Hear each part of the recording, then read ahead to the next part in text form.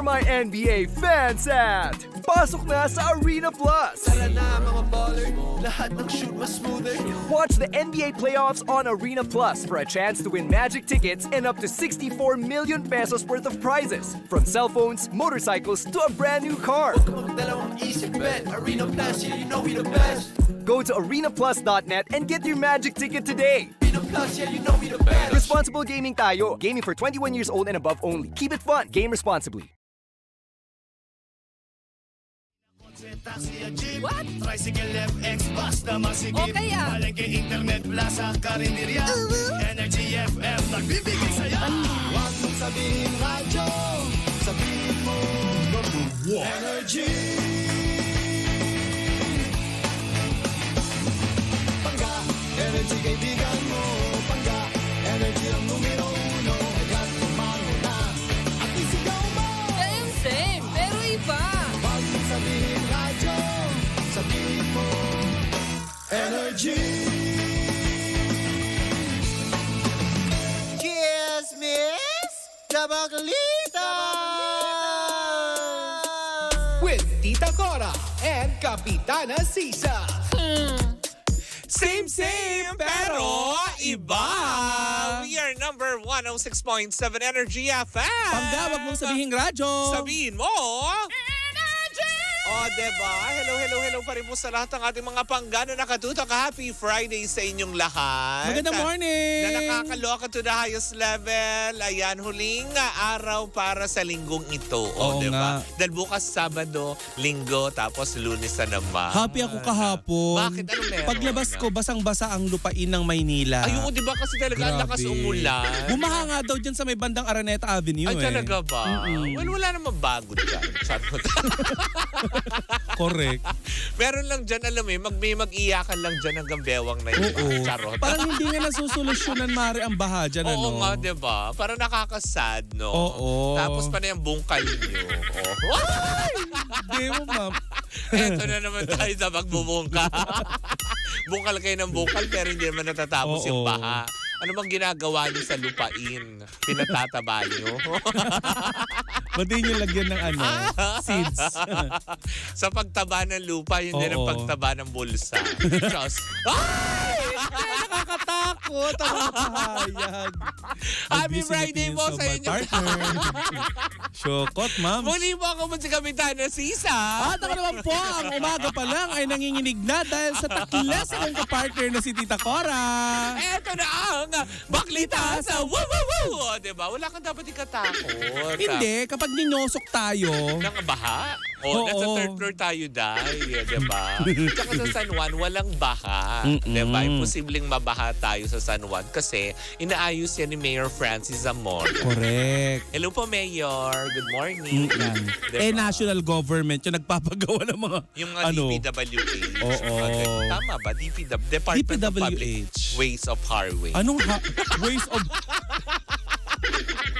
Department, ano nga, Department DP. of Public Works, Works and and Highways. Highways. So, And natural resource. Iisipin mo na Natural naman yan resources. magdamag for sure. Pag iniba ko na lang. Di na ako May updated baklang sa mako-confuse gobyerno. na naman. Hindi kasi dumadami ang sangay ng gobyerno, di ba? Correct, di ba? May mga bago ng sangay ng gobyerno natin na nangangalaga sa saan? sa kapakanan ng ating mga mamamayang Pilipino. Tulad Lindsay, ng- iwanan mo yan. Tulad ng bakit may mga kinikip-kip siya dyan sa ano niya? Sa kilikil. Binigay ka pala. Oo. Huwag ka nang maingay kasi pag sinabi nating may inuuwi si Lindsay, mababash. Oo. Cannot be. Ay, Ay, nako. sinabi na natin. Anyway, Mare. Nako, eto na mga pangga, pinapakantabayanan ng lahat dahil tutok na tutok ang mga boys ay hindi sa akin. Kung Kanino? Hindi sa NBA playoffs na nagaganap ngayon sa Western and Eastern Conference ng NBA. Kaya eto na! Chika sa Arena!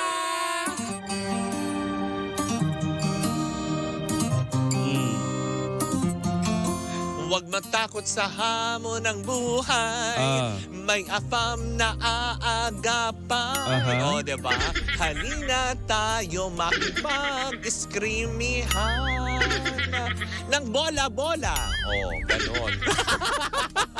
Klaka. Ng basketball na nakakaloka. Siyempre mga bangga, ito na ang Chika sa Arena. Hatid sa atin yan ang Arena Plus, astig sa sports. Nako, eto na nga, masayang-masaya ngayon ang mga fanenya ng Cavaliers kung saan nga naman ay eto na. Sa buong akala nila na hindi na makakabawi ang Cavs sa kanilang pagkakatalo nung nakaraan. Eto na nga, tinalo nila ngayong araw na ito para sa kanilang Game 2 ang Boston Celtics. Ang Cavaliers ay nagpuntos ng 118 at ang Boston Celtics naman ay 94. Kaya nga naman nag-tie sila sa Game 2 na 1-1.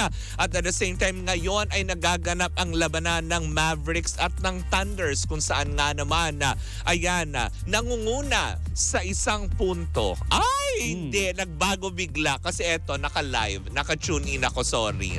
Ngayon, lamang na po ang Thunders over Mavericks ng isang punto sa third quarter na nagaganap na Eastern and Western Conference ng NBA.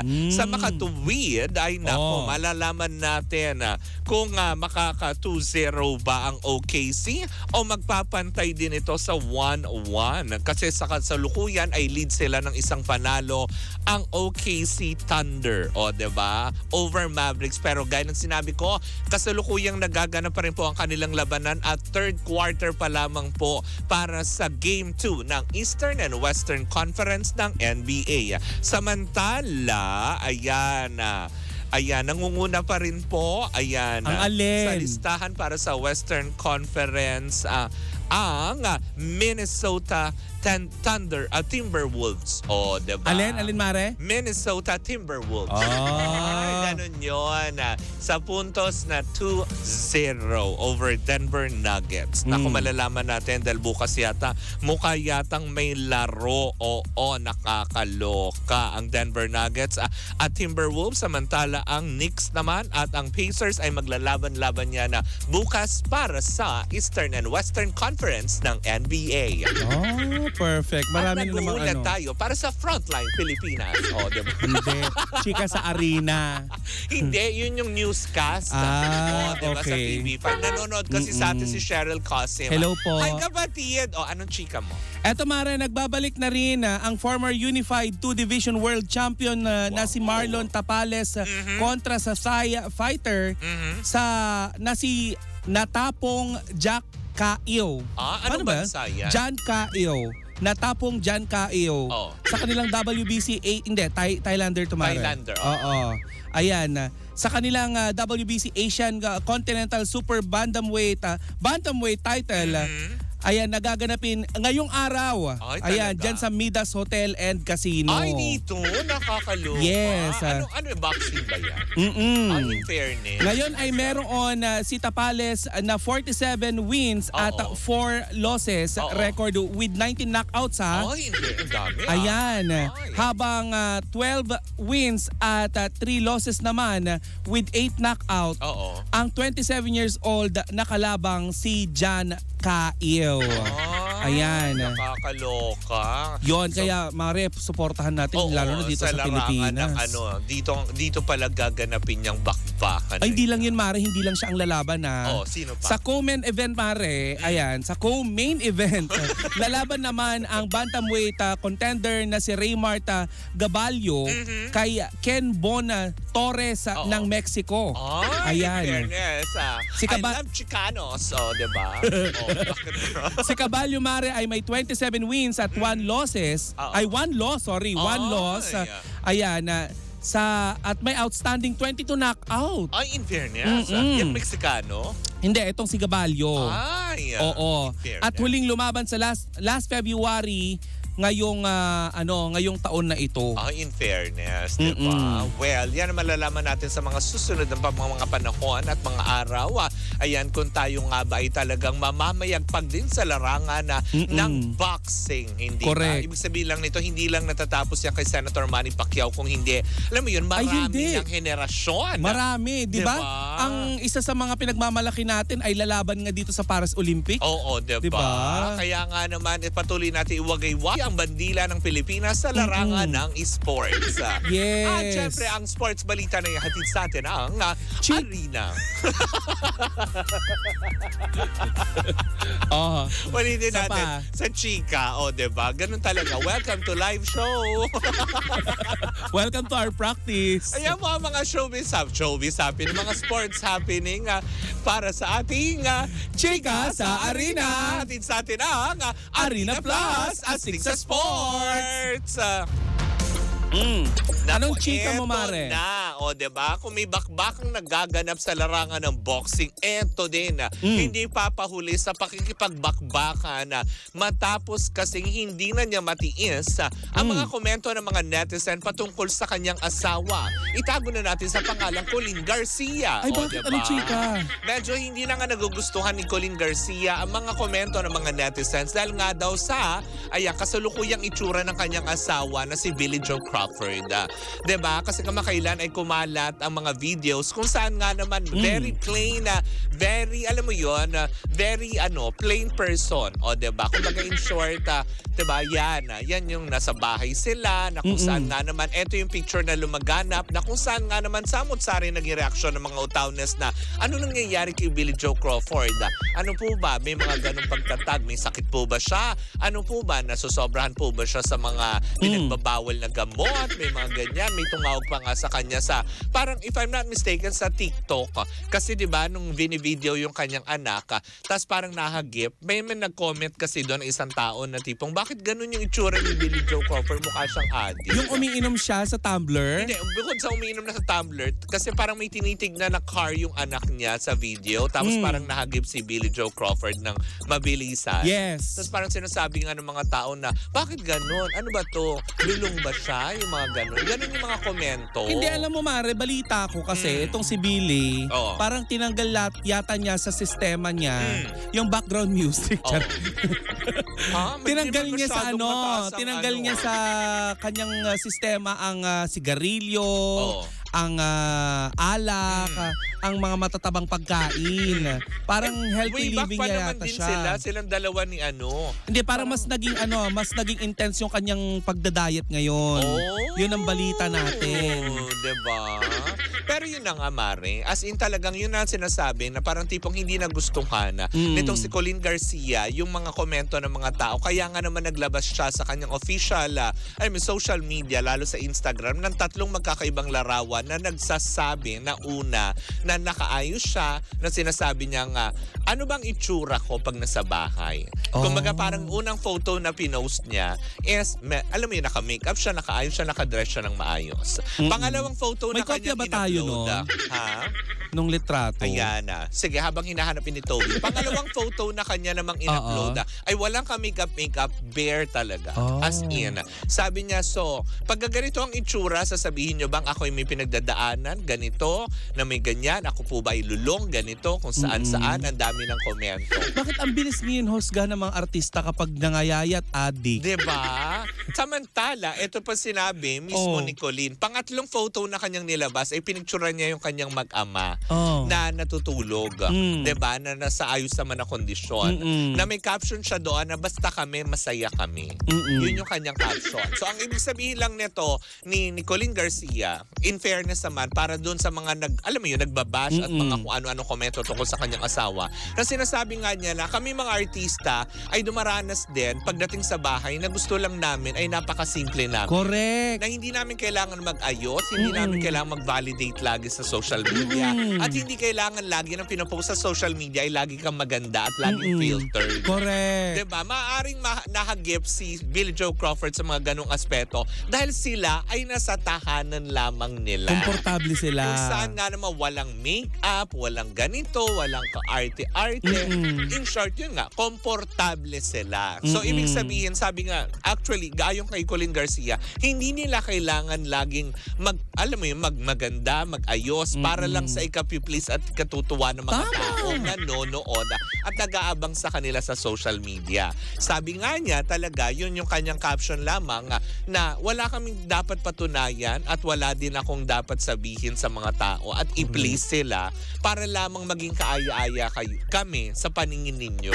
Kasi tao rin naman sila na gusto nila din na makaranas ng simpleng buhay na hindi nila kailangan na, alam mo yun, ay hindi may camera. Oo. Ay ganito. I mean, titingin. Ay ganito magko-comment sa social media. So, in short, ayon kay Colin Garcia, keber sa sasabihin nyo. Tsaka di ba sinabi ni Colin, may pinakita siyang picture na natutulog yung mag-ama. Oo. Yung pangatlo, nasa Instagram niya yun. Eh kung addict si Billie Crawford, hindi yun makakatulog. Diba? Tsaka mahirap lumunok. Nakita niyo naman sa picture, umiinom ng tubig. Diba? So mga ganun. Kung pagkakabalan nyo naman siya na, alam mo yung addict, diba? So ano ito? Patatawag din sa Senado? Ganon? Hindi siya si So, Miss Maricel Soriano. So ano, may maglilik din na PIDEA list? Ganon? Oo. Ganong aspeto. Nakakaloka Grabe naman. mga tao. Kaya nagsalita na, in a nice way naman niya, binalikan yung mga taong nagko-comment tungkol sa kanyang asawa. At bilib ako dyan kay Colin, diba? Bilang asawa, hindi niya hinayaan na i-bash ng husto ng ganon yung asawa niya. Kasi Bagkus. asawa niya. Correct. Pinagtanggol niya. Diba? Samantala si Billie Joe Crawford ay hindi na rin naglabas yata ng statement tungkol dito. Kasi nga naman, tama naman din si Colin bilang asawa. What's the use of explaining yourself? Kung ganun din ulit ang sasabihin nila. Wala din naman sasabihin Diba? yung mga tao kundi masama. Tama, mag-explain ka, hindi rin maniniwala. So what's the use of Lalong explaining? pagpipiestahan ng buhay nila. Diba? Na nakakaloka. Kaya, At saka Mare, feeling ko naman, Oo. si Billie, parang sa edad niya ngayon, parang hindi naman niya gagawin yun. diba? Tsaka Lalo may na- anak na siya. Oo. Na very happy naman din, diba? Focus siya sa Junakis niya. Truth, Pero diba? di mawala sa akin yung addict. Oo, Grabe naman diba? kayo, nangayayat lang yung tao, Correct, addict diba? na. Eh tama, baka nga naman talaga nagda-diet, diba? May sinusunod lang na calories na kailangan i-take Oo. per day. Diba? Oo. Parang si Toby yan na Ano ba yung nagpapanggap nomad sa... diet? Hindi. Si Toby's kumakain. Toby's talaga. Ang dami. Si Toby kumakain siya ng mga parang alam mo yon na healthy food na nakakaloka. Pero pag tatanungin mo, nabusog ka ba Toby? Sabi niya, hindi. Hindi. O, itigil mo yung kalokohan mo. Eh kasi nagpapa-abs daw. Ay! Pero anyway, sino pa ba yung mga artistang sinasabihan ng addict nung nakaraan? Di ba si ano din, si Halos River lahat Cruz. naman, Kasi diba? nga tawa daw ng tawa. Correct, di ba? Yung mga ganong aspeto, may mapansin lamang.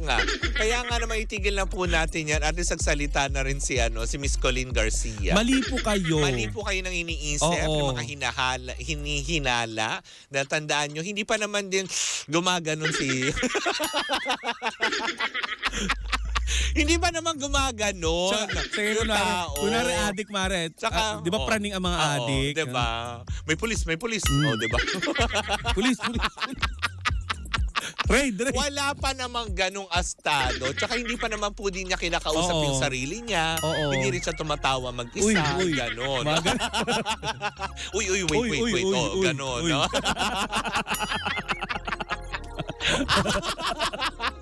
Uy, alam mo, may makakilala kong ganyan dati. Ano? Yung nadaanan ko, pero hindi kasi hindi... Kasama ba natin? Hindi. Hindi. Uy, the views. Baka sabihin nila nag-employ tayo dito ng Hindi, ng IDIC. Mali. Hindi, diba? dati pa, may nakita ako dyan sa may bandang rekto. May nakatayo, gumaganon. Pasasabugin ko to, gumaganon. Ay, talaga ba? Oo. Tapos nalaman ko, nag-ano pala sila, solvent. Ah. High sa solvent. High sa solvent. Pero alam mo yun, cause yun ng gutom. Talaga. Kasi di ba sabi ng ilan, na tipong the reason why ginagawa nila yun, para makalimutan nila yung gutom nila. May hallucination na. So ibig sabihin, ang cause lang ng pagkapraning ng tao is gutom. Tsaka naman kung Diba? si Billy Bakit? Crawford nag-aasito. Gutom lang. Ang dami nung kahit isang truck ng pagkain, may pambili naman siguro Meron, si Billy. diba? Na nakakaloka. Hindi naman siguro, talagang meron. Oo, tigilan nyo nga. Kaya tigilan nyo yung paghihinala. Tandaan nyo Unang senyales kapag kinakausap mo yung sarili mo. Pangalawa, kapag tumatawa ka na mag-isa. Pangatlo, kapag meron ka ng ganon, lagi. So, obserbahan nyo po yung mga katabi nyo ngayon. Char-char lang. Oo, ayan na. Well, anyway, sa mga pangga natin nakaupo dyan sa may sa loob ng bus. Oh, lingunin mo yung kaibigan mo. Nanlalaki ba yung mata? Oo, tapos pag ginanunan nyo ng tumbler, kapag natatakot sa tubig, alam nyo na. Uy, rabies naman yun! Nakagat pala ng aso. Ginawa mo nga, Dick. Well, anyway. Ako, sana naman mapupunta itong usapan na ito. Rabies! Oo, tsaka takot sa pamaypay. Pag ginanunan mo na, gaganong kaagad yun. Anyway, charot lang yun. Oo, Charot lang. walang mauulol for today's video. Kayo mga addict, tigilan nyo na yung pagdodroga ninyo. Anyways, diba? Ang pangit. So much to that chika. Naku, Diba? sa aming pagbabalik mamaya, may magandang hatid si Bingbing para sa araw na ito. Kung saan nga naman pwede kang manalo ng 500 pesos para sa ating Pangga Bingo Plus Panalo. Correct. Hatid pa rin sa atin yan ng Bingo Plus sa Bingo sa Saya Plus sa Panalo. Muli po ako po si Kapitana Sisa. Ako naman po ang inyong Tita Cora. And we are still Same pero iba. Tuloy-tuloy pa rin po ang ating tugtugan. Siyempre dito po lamang yan sa number 106.7 Energy FM. Panggawag mo sabihin radyo. Sabihin mo,